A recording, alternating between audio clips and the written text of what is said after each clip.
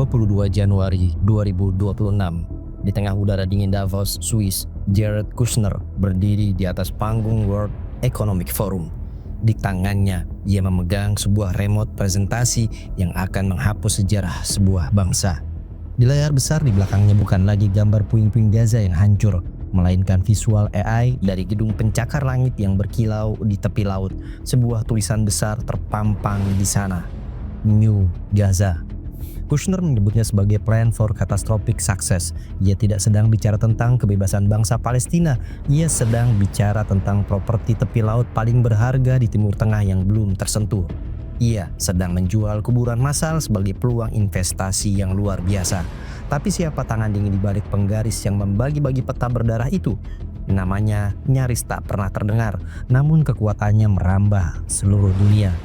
Yakir Gabay, miliarder misterius yang dijuluki The Invisible Billionaire. Seorang raja aset yang hanya muncul ketika dunia sedang kacau untuk membeli kehancuran dan mengubahnya menjadi mesin uang. Gabay tidak membangun rumah untuk rakyat Palestina.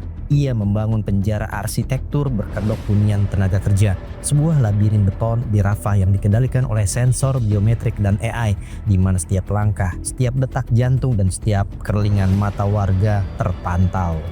Dan inilah bagian yang paling menyakitkan bagi kita. Melalui perahu besar bernama Board of Peace atau BOP, sebuah dewan yang dibentuk Donald Trump untuk menggantikan peran PBB, skenario ini berjalan mulus. Israel kini bukan lagi penyerang dari luar, mereka adalah pemegang saham di dalam. Dan ribuan prajurit TNI kita sedang disiapkan untuk berangkat. Istana berkata ini misi kemanusiaan, tapi apakah benar demikian? Ataukah tentara kita sengaja dikirim hanya untuk menjadi satpam elit bagi aset-aset miliarder Israel? Menjadi tameng hidup agar para investor Davos bisa mendarat dengan aman sementara tanah Palestina dilelang habis. Selamat datang di New Gaza, sebuah tempat di mana orang Palestina dipaksa berhenti menjadi pejuang dan dipaksa menjadi buruh di atas tanahnya sendiri. Hanya ada satu pertanyaan tersisa sebelum Februari berakhir. Apakah kita sedang membantu kemerdekaan atau kita sedang membantu Yakir Gabay mengubur harapan Palestina di bawah lapisan aspal paling hitam?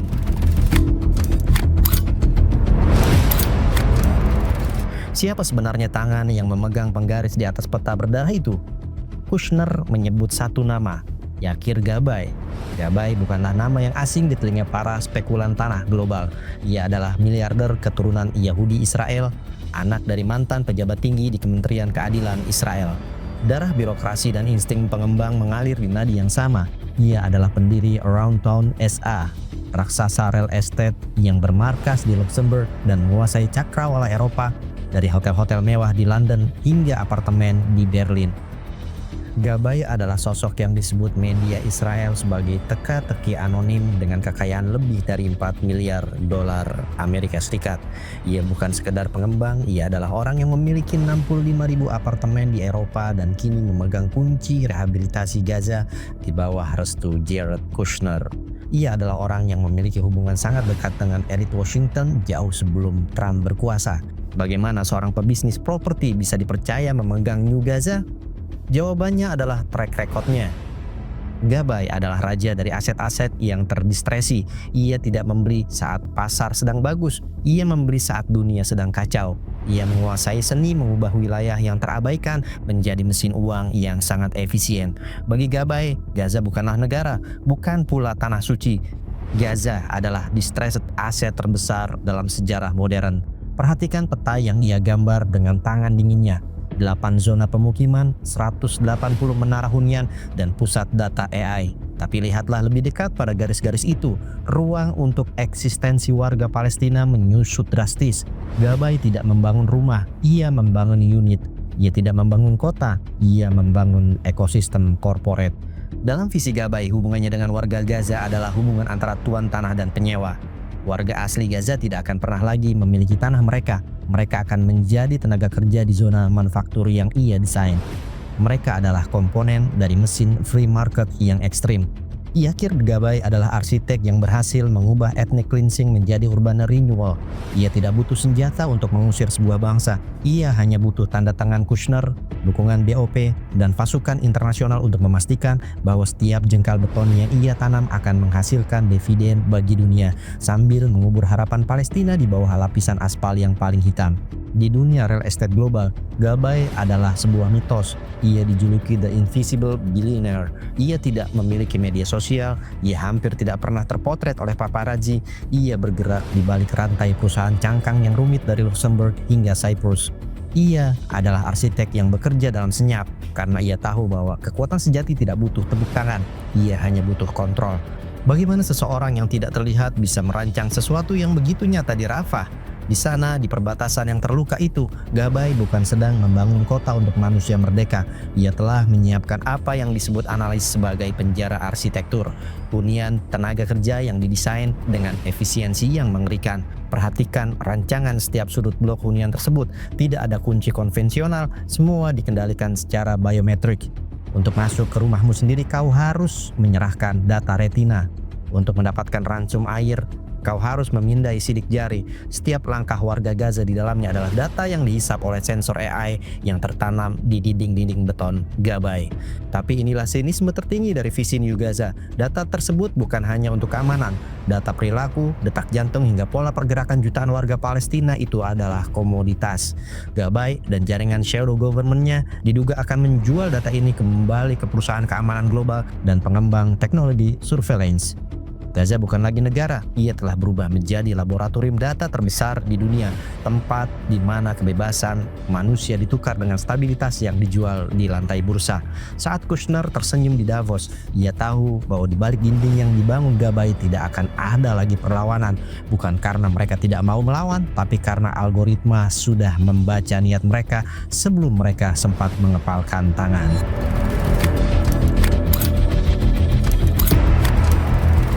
Jika Yakir Gabay adalah arsitek dari sisi investor internasional, maka Ali Saad sering dipandang sebagai pelaksana teknis di lapangan yang menjembatani visi korporat dengan realitas infrastruktur di Gaza.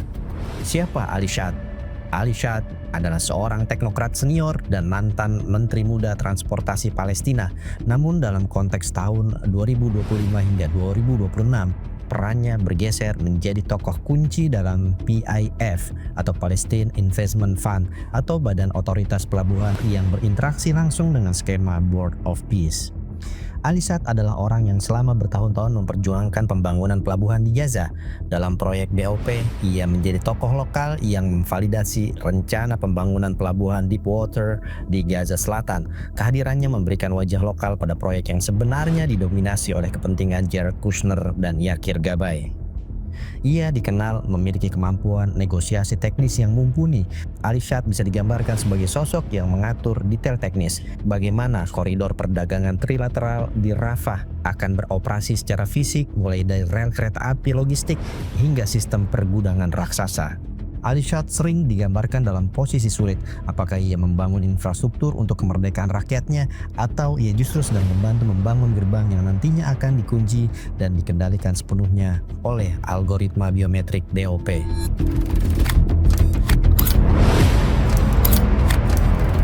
Melalui perahu besar Board of Peace, misi New Gaza ini terlihat akan mulus.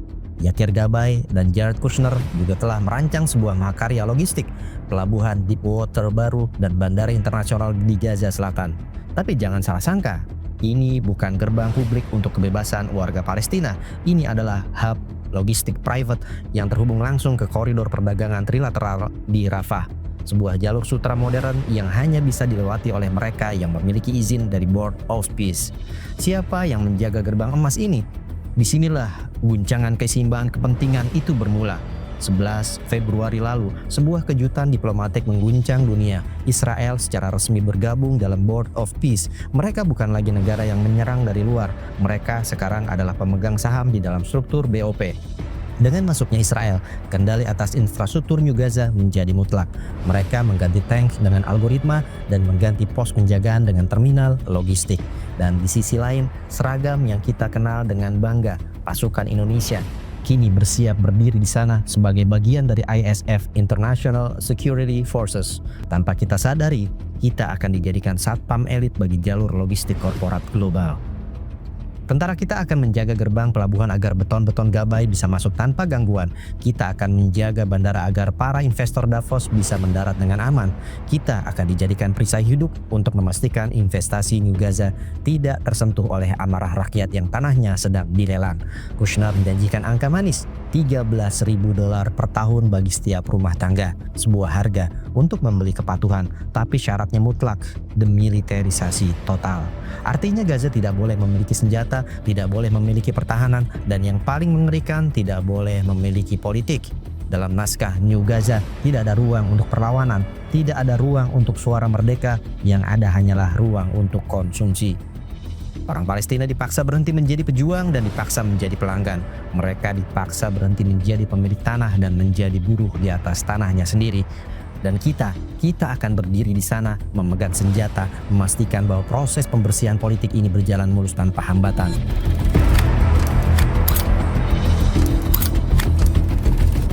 Mengapa BOP dideklarasikan di Davos di tengah hiruk-pikuk puncak pertemuan ekonomi dunia? Karena BOP membutuhkan uang dari para miliarder yang duduk di sana.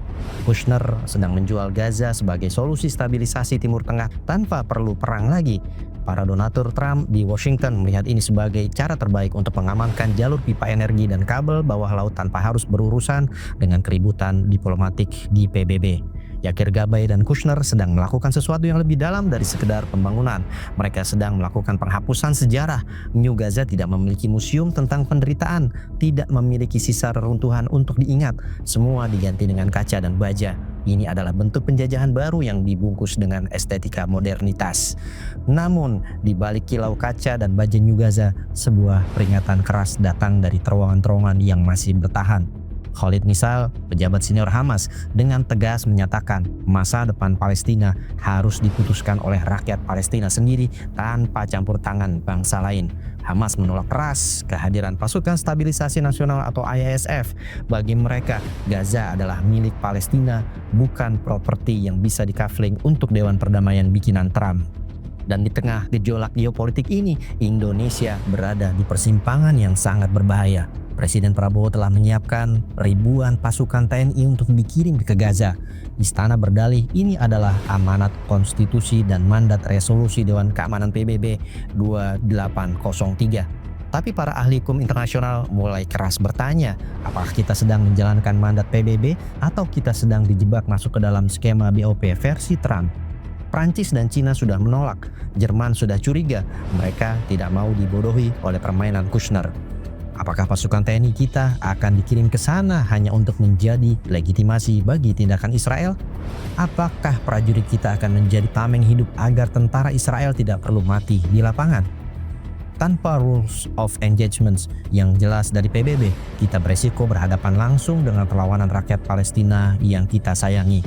Saat ini, dunia menunggu konferensi Board of Peace di Washington. Apakah Indonesia akan tetap melangkah masuk ke dalam jebakan beton Yakir Gabay, atau kita akan sadar bahwa permainan tidak bisa dibeli dengan investasi Davos, melainkan dengan keadilan yang sejati.